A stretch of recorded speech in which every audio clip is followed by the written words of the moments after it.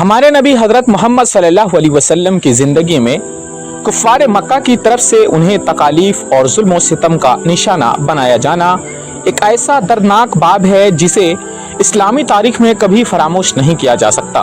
آپ صلی اللہ علیہ وسلم کو صرف اس لیے نشانہ بنا گیا کیونکہ آپ نے توحید، اللہ کی وحدانیت کا پیغام دیا اور شرک کو رد کیا جو اس وقت مکہ کے کفار کے معاشرتی اور مذہبی نظام کے خلاف تھا۔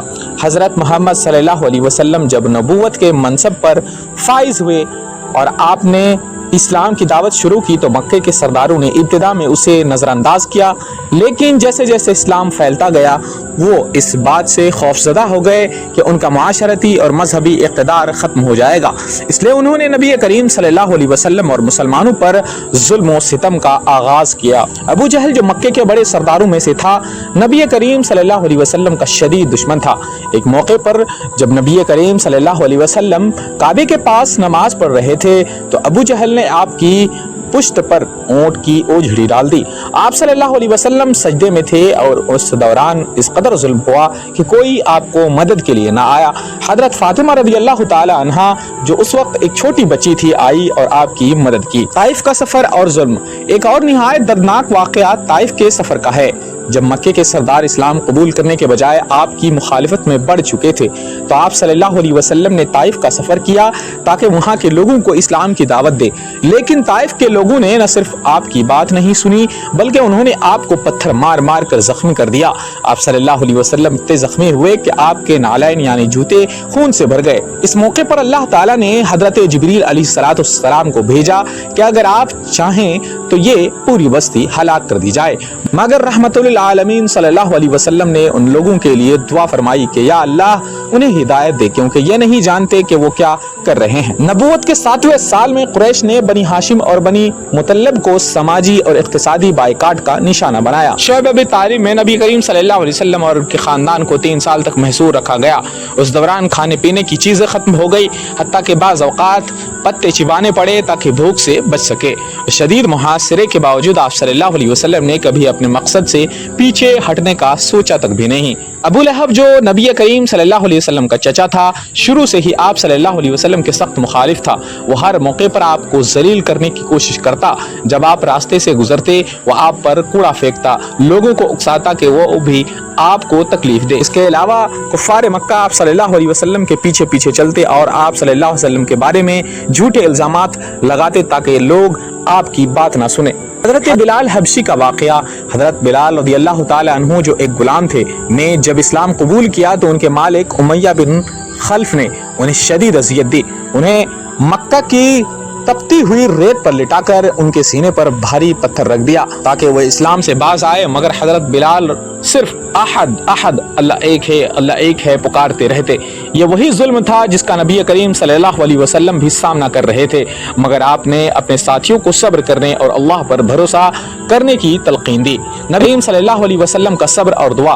ان تمام ظلموں کے باوجود نبی کریم صلی اللہ علیہ وسلم نے کبھی بد دعا نہیں کی بلکہ ہمیشہ کفار کے لیے ہدایت کی دعا کی۔ آپ کا دل اتنا بڑا تھا کہ آپ نے اپنے بدترین دشمنوں کو بھی معاف کر دیا۔ فتح مکہ کے موقع پر جب آپ صلی اللہ علیہ وسلم مکے میں فاتحانہ داخل ہوئے تو آپ صلی اللہ علیہ وسلم کے پاس یہ اختیار تھا کہ آپ ان تمام لوگوں سے انتقام لیتے جنہوں نے آپ کو تکلیف دی تھی، لیکن آپ نے فرمایا آج تم پر کوئی ملامت نہیں، تم سب آزاد ہو۔ نبی کریم صلی اللہ علیہ وسلم کی زندگی کا یہ پہلو ہمیں سکھاتا ہے کہ اللہ کے راستے میں آنے والی مشکلات کو صبر اور استقامت سے برداشت کرنا چاہیے۔ آپ صلی اللہ علیہ وسلم کی زندگی ہمارے لیے ایک مثال ہے کہ کس طرح انتہائی سخت حالات میں بھی انسان اپنے مقصد سے پیچھے نہیں ہٹتا اور اپنے دشمنوں کے لیے بھی دل میں رحمت رکھتا ہے۔ یہ وہ حقیقی تاریخ ہے جو ہمیں بتاتی ہے کہ نبی کریم صلی اللہ علیہ وسلم نے کس طرح اللہ کے پیغام کو دنیا تک پہنچانے کے لیے ہر قسم کی مشکلات کا سامنا کیا اور اپنے اعلیٰ کردار کے ذریعے انسانیت کو معاف کرنے اور محبت کا درس دیا۔ دوستو، نبوت کے ابتدائی دنوں میں کفار مکہ کا ظلم صرف نبی کریم صلی اللہ علیہ وسلم تک محدود نہیں رہا بلکہ آپ کے ماننے والوں کو بھی شدید اذیتوں کا نشانہ بنا گیا۔ जो शख्स भी इस्लाम कबूल करता उसे या तो जिस्मानी अजियत दी जाती या फिर उसे समाजी तौर पर तनहा कर दिया जाता। नबी करीम सल्लल्लाहु अलैहि वसल्लम के करीबी साथियों को तरह तरह के जुल्म बर्दाश्त करने पड़े। हजरत खबाब बिन अल-अर्थ रदियल्लाहु अन्हु को गर्म कोयलों पर लिटा दिया जाता। अम्मार बिन यासिर रदियल्लाहु अन्हु और उनके वालिदैन पर भी कुफ्फार ने जुल्म और सितम के पहाड़ तोड़े। हजरत सुमैया बिन्त खियात रदियल्लाहु अन्हा जो इस्लाम कबूल करने वाली अव्वलीन खवातीन में से थी को अबू जहल ने नेज़े से शदीद कर दिया। ये इस्लाम की पहली शहादत थी और उनके बेटे हजरत अम्मार बिन यासिर रदियल्लाहु अन्हु को उनके वालिद के सामने अज़ियत दी गई ताकि वो इस्लाम से मुनहरिफ हो जाएं। नबी करीम सल्लल्लाहु अलैहि वसल्लम ने उनके लिए दुआ फरमाई, सब्रन आल यासिर फ़इन्न मौइदकुमुल जन्नह, आल यासिर सब्र करो तुम्हारे लिए जन्नत का वादा है। इन तमाम जुल्मों के दौरान अल्लाह ताला ने नबी करीम सल्लल्लाहु अलैहि वसल्लम को एक अजीम शान वाक़े से नवाजा जो मेराज का वाक़या कहलाता है।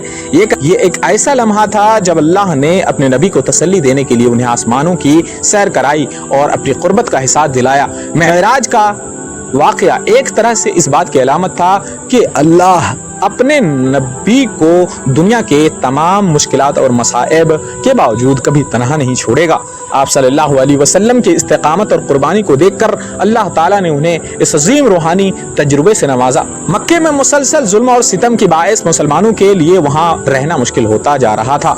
नबी करीम सल्लल्लाहु अलैहि वसल्लम ने अपने सहाबा को पहले हबशा मौजूदा इथोपिया की तरफ हिजरत करने की इजाज़त दी ताकि वह वहाँ के ईसाई बादशाह नजाशी के ज़ेर साया अमन सुकून से रह सके। नजाशी ने मुसलमानों को पनाह दी और उनके दीन की हक़ानियत को तस्लीम किया। ताहम मक्के के हालात मज़ीद ख़राब होने लगे और कुफ़ार ने नबी करीम सल्लल्लाहु अलैहि वसल्लम की जान के दर पे हो गए। आखिरकार अल्लाह ताला के हुक्म से नबी करीम सल्लल्लाहु अलैहि वसल्लम ने मदीना मुनव्वरा की तरफ हिजरत का इरादा किया। यह हिजरत नबी करीम सल्लल्लाहु अलैहि वसल्लम की ज़िंदगी का एक अहम मोड़ साबित हुई। मदीने के लोग जिन्हें अंसार कहा जाता है ने आपका शानदार इस्तकबाल किया और आपकी क़यादत में एक इस्लामी रियासत की बुनियाद रखी। फतेह मक्का। हिजरत के बाद नबी करीम सल्लल्लाहु अलैहि वसल्लम ने मदीने में एक मजबूत इस्लामी रियासत कायम की और कई सालों बाद मक्का को फतह करने के लिए वापस आए। जब सल्लल्लाहु अलैहि वसल्लम फातिह के हैसियत से मक्का में दाखिल हुए तो कुफ्फार के दिलों में खौफ और दहशत थी कि आप उनके जुल्मों का बदला